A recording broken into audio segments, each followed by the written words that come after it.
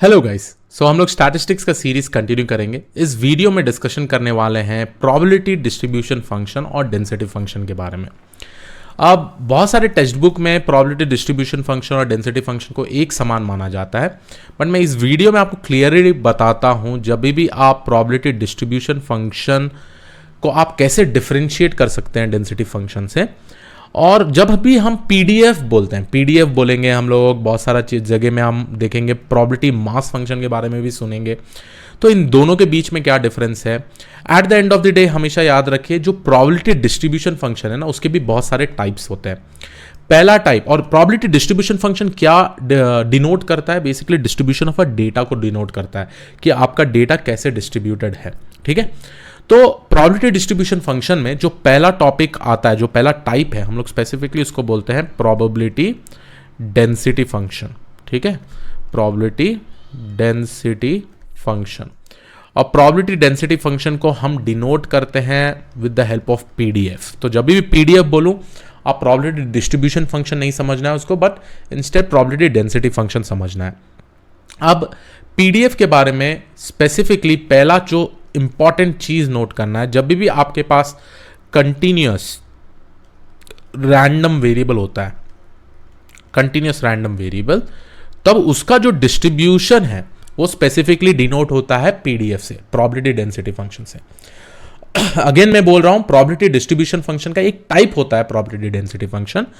और अगर हमारे पास एक रैंडम वेरिएबल है, कंटिन्यूअस रैंडम वेरिएबल, तब हम लोग बेसिकली उसको, उस डिस्ट्रीब्यूशन को डिनोट करने के लिए प्रोबेबिलिटी डेंसिटी फंक्शन बोल के यूज करते हैं। चलिए इसका कुछ एग्जाम्पल भी देखते हैं। यहां पे एग्जाम्पल मैं लेना चाहूंगा height of students, height of students in classroom. ठीक है, इन क्लासरूम।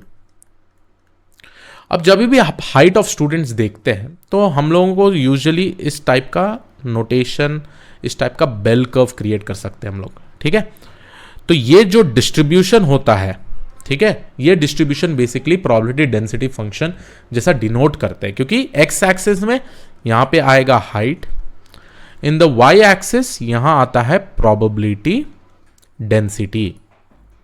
ठीक है, अब लेट्स से कि ये मेरा मीन वैल्यू है हाइट का 165 सेंटीमीटर, मैक्स प्रॉब्ली 190 तक जा सकता है। ठीक है, और यहां जो वैल्यूज होते हैं ये बेसिकली होते हैं कुछ डेसिमल्स में, हो सकता है 0.1, 0.2, 0.3, 0.4, 0.5।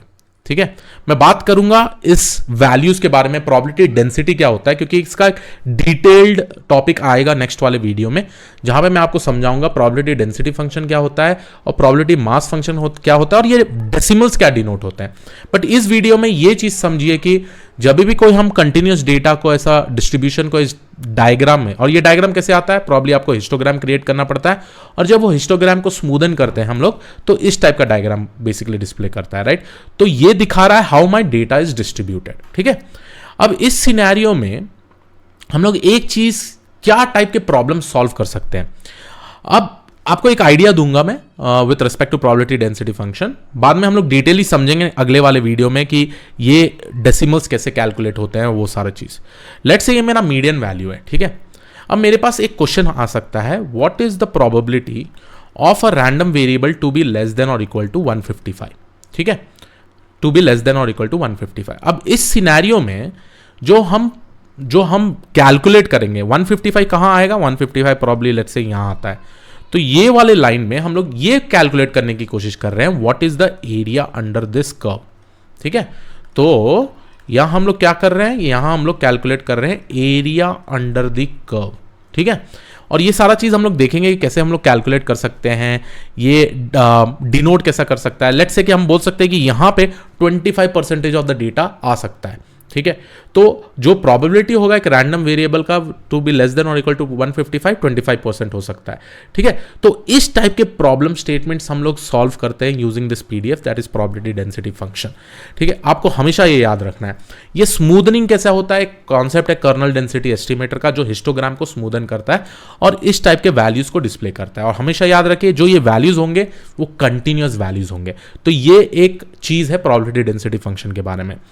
और हमेशा याद रखिए ये जो प्रोबेबिलिटीज वैल्यूज होते हैं ना, ये हमेशा बिटवीन 0 to 1 होगा। उससे ज़्यादा नहीं होगा, क्योंकि अगर मैं पूरा एरिया देख लूँ, ऑब्वियसली ये सिमेट्रिकल डिस्ट्रीब्यूशन है, लेफ्ट हैंड साइड 50% डिस्ट्रीब्यूशन होगा, राइट हैंड साइड 50% डिस्ट्रीब्यूशन होगा। तो अभी के लिए हम लोग इतना ही समझते हैं प्रोबेबिलिटी डेंसिटी फंक्शन के बारे में। अब सेकेंड टाइप में जो होता है, और इसका डिटेल वीडियो नेक्स्ट आएगा, नेक्स्ट वाले वीडियो में। तो सेकेंड टाइप का जो हम लोग बेसिकली करते हैं डिस्कशन, उसको हम लोग बोलते हैं probability mass function, and it is a part of probability distribution function.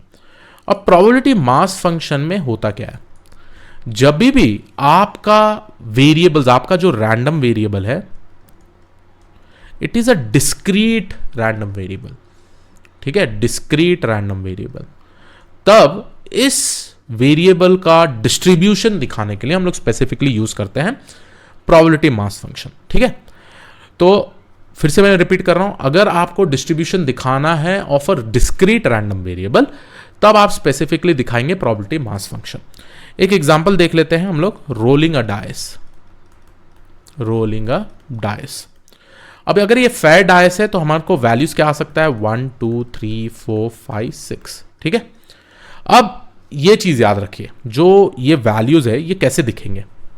Let's say ये मेरे रोलिंग अ डाइस के रैंडम वेरिएबल एक्स है, 1 2 3 4 5 6 आ सकता है, तो यहां मेरा होगा 1 2 3 4 5 6, ठीक है। और अगर मैं बात करूं इधर, तो ये होता है हमारा प्रोबेबिलिटी मास, प्रोबेबिलिटी वैल्यूज, ठीक है। यहां प्रोबेबिलिटी वैल्यूज क्या क्या आ सकते हैं, अगेन डिफरेंट वैल्यूज आ सकते हैं, बट हमेशा याद रखिए when we do sum of all the probability it should be 1, ठीक है। अब इस सिनेरियो में जब मैं ये रोलिंग अ डाइस कर रहा हूं, फेयर डाइस कर रहा हूं, the probability of coming 1 is nothing but 1/6, है ना, क्योंकि हमारे पास 6 ऑप्शन है, उसमें से एक आ रहा है तो 1/6 है। ऐसे प्रोबेबिलिटी ऑफ 2 भी 1/6 होगा। तो 1/6 के नाम पे अगर मैं यहां पे ये 1/6 लूं, तो मेरा 1 वाला फर्स्ट वाला बिल्डिंग कुछ ऐसे क्रिएट होगा, सेकेंड वाला बिल्डिंग कुछ ऐसे क्रिएट होगा, थर्ड वाला बिल्डिंग कुछ ऐसे क्रिएट होगा। तो इस टाइप में स्पेसिफिकली जो हमारा बनता है, जो हमारा प्रोबेबिलिटी, और इस स्पेसिफिक चीज को, इस इनिशियली तो हम लोग ने ये हिस्टोग्राम बना दिया, राइट, बट बाद में अगर हम इसको स्मूदन करते हैं तो आप ये देख पाएंगे ये एक प्रोबेबिलिटी मास फंक्शन बनता है, और ये डिस्क्रीट रैंडम वेरिएबल के लिए होता है। अब इसमें हम कैसे टाइप के क्वेश्चंस प्रोबेबली डिराइव कर सकते हैं। अब मेरा क्वेश्चन ये रहेगा, what is the probability of a random variable to be coming with less than और इक्वल टू 4, ठीक है। ये वाला प्रोबेबिलिटी आप समझ गए कैसे आता है, ये वाला probability based on this probability, simple probability जो हम लोग यहां पर देख रहे हैं, what is the probability of coming as 1, तो ऑब्वियसली 1/6 होगा, क्योंकि 6 टोटल ऑप्शंस है और उसमें से 1 कोऑर्डिनेट 1 लिखते हैं। बट अगर हम एक फेयर डाइस ले तो सबका इक्वल प्रोबेबिलिटी होता है। इस टाइप के डिस्ट्रीब्यूशन को हम लोग बोलते हैं यूनिफॉर्म डिस्ट्रीब्यूशन। हम लोग देखेंगे बहुत सारे डिफरेंट टाइप्स ऑफ डिस्ट्रीब्यूशन भी है। अब मेरा जो क्वेश्चन यहां से डिराइव होता है, what is the probability of x to be less than और इक्वल टू 4, तो लेस देन और इक्वल टू 4 में देखूंगा तो मैं स्पेसिफिकली ये एरिया देख रहा हूं, राइट। तो इसका आंसर होना चाहिए probability of x is equal to 1 plus probability of x is equal to 2, क्योंकि ये जो एरिया में हमारे पास कितने ऑप्शन है, 1 2 3, right, plus probability of x is equal to 3 plus probability of x is equal to 4, क्योंकि हमको 4 भी लेना है, लेस देन और इक्वल टू 4।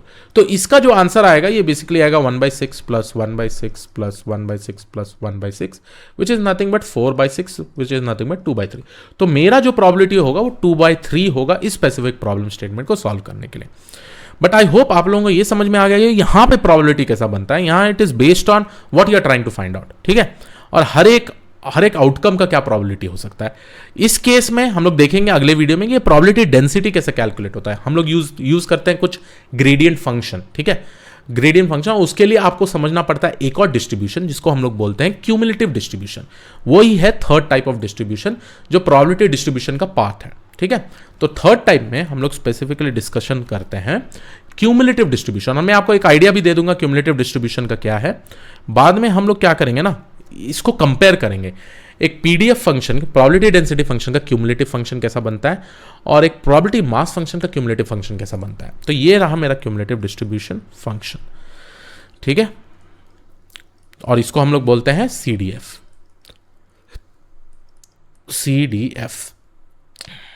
ठीक है। अब यहां पे हम लोग देखेंगे, लेट्स से कि मेरे पास एक पीडीएफ फंक्शन है कुछ इस तरीके का। तो ये मेरा पीडीएफ है, लेट्स से कि मेरा मीन जो है 165, ये मेरा x रैंडम वेरिएबल है और यहाँ मेरा प्रोबेबिलिटी इज वैल्यूज है, जैसे हो सकता है 0.2, 0.3, 0.4, 0.6, ऐसे कुछ हो सकता है। आप टेंशन मत लीजिए ये प्रोबेबिलिटी वैल्यूज कैसे आया मैं आपको समझाता हूं, ठीक है, अगले वाले वीडियो में, जहां पे हम स्पेसिफिकली बात करेंगे probability density function, cumulative distribution function के बारे में। अब जब भी हमारे पास ऐसे टाइप का पीडीएफ फंक्शन होता है तो हम इसको कंस्ट्रक्ट कर सकते हैं in the form of cumulative density function. तो क्यूमुलेटिव डेंसिटी फंक्शन ये मेरा x होगा, ये मेरा होगा क्यूमुलेटिव प्रोबेबिलिटी, क्यूमुलेटिव प्रोबेबिलिटी। अब जब भी मैं बात करूं इस टाइप के डिस्ट्रीब्यूशन का तो मेरा क्यूमुलेटिव कुछ इस तरीके का बनता है, ठीक है, इस तरीके का बनता है, ठीक है, कुछ ऐसे टाइप का एस कर्व में आता है, ठीक है। अब ये स्पेसिफाई क्या करता है, देखिए आप, ये जो मेरा मीडियन पॉइंट है ये 165 है और यहां पे जो क्यूमुलेटिव प्रोबेबिलिटी बनता है ये बनता है 0.5। क्यों मैं 0.5 बना रहा हूं, क्योंकि लेट्स से कि मैं यहां पे ये जो मीन है मेरे को पता है ये दोनों साइड का सिमेट्रिकल है, ठीक है, तो ये part actually 50% of the distribution basically hold करता है।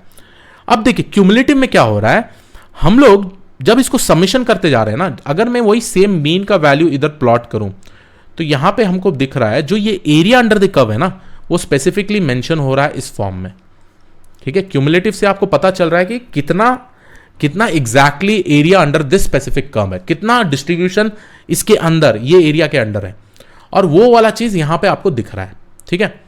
अब आगे वाले पॉइंट का क्या होगा क्रिश, आप बोलेंगे कि क्रिश आगे वाले पॉइंट का क्या हो सकता है, तो आगे वाले पॉइंट के लिए हम लोग बेसिकली क्या करते हैं, यहां पे डेरिवेटिव फाइंड आउट करते हैं, यहां पे हम लोग ग्रेडियंट फाइंड आउट करते हैं, ये ग्रेडियंट के हिसाब से ना हम लोग आगे का एरिया डिसाइड करते हैं। मैं बात करूंगा इसके बारे में, बट हमेशा याद रखिए जब आप स्टार्टिंग टू लास्ट पॉइंट में जाएंगे ना इसका पूरा समेशन 1 होगा। तो क्यूमुलेटिव में ये मतलब होता है जो प्रीवियस पॉइंट है एंड अपकमिंग पॉइंट से वो सारे ऐड होते हैं जो एरिया अंडर द कर्व है। लेट्स से कि मेरा इतना एरिया कितना है, अगर मैं एक और वैल्यू लूं समवेयर हियर 155, तो लेट्स से कि ये 155 में मेरा जो ये एरिया अंडर द कर्व है समवेयर अराउंड 25% डिस्ट्रीब्यूशन रखता है। Let's say from 0.25% of distribution that is 25%, 0.25 हम लोग डेसिमल में बोलते हैं। तो लेट्स से कि ये मेरा 155 एरिया है, ठीक है, ये मेरा 155 पॉइंट है। तो अगर मैं इसको कंस्ट्रक्ट करूं तो ये मेरा आंसर यहां पे 0.25 आना चाहिए। तो क्यूमुलेटिव इन शॉर्ट ये बोल रहा है कि हर एक पॉइंट से आप क्यूमुलेटिवली ऐड कर रहे हैं और area under the curve distribution find out कर रहे हैं। बट स्टिल अभी क्वेश्चन ये रहा कि प्रोबेबिलिटी हम लोग कैसे फाइंड आउट करेंगे कोई भी एक पीडीएफ या पीएमएफ फंक्शन का। पीएमएफ फंक्शन का ऑब्वियसली हम लोग ने देख लिया है, बहुत ही सिंपल है, प्रोबेबिलिटीज जो आउटकम के होते हैं वो कैलकुलेट कर सकते हैं। बट प्रोबेबिलिटी डेंसिटी के केस में कुछ अलग तरीके से हम लोग ये वाले वैल्यूज डिफाइन करते हैं और उसके लिए यूज होता है ये ग्रेडियंट, ठीक है। तो ये वाला चीज हम लोग बात करेंगे अगले वीडियो में। बट आई होप आप लोगों को एक आइडिया मिल गया कि how many different types of probability distribution functions are there. एक है पीडीएफ, एक है प्रोबेबिलिटी मास फंक्शन जिसको हम लोग पीएमएफ बोलते हैं यहाँ पे, ठीक है, और एक है सीडीएफ जिसको हम लोग बोलते हैं क्यूमुलेटिव डिस्ट्रीब्यूशन फंक्शन, ठीक है। क्यूमुलेटिव मतलब we are just adding up, we are just cumulatively we are just adding up with respect to the previous area under the curve, ठीक है। तो आई होप आप लोगों को ये वीडियो पसंद आया हो। मैं मिलता हूं आपको अगले वीडियो में जहां पे हम लोग डिटेली प्रोबेबिलिटी डेंसिटी फंक्शन के बारे में समझेंगे। Thank you, take care.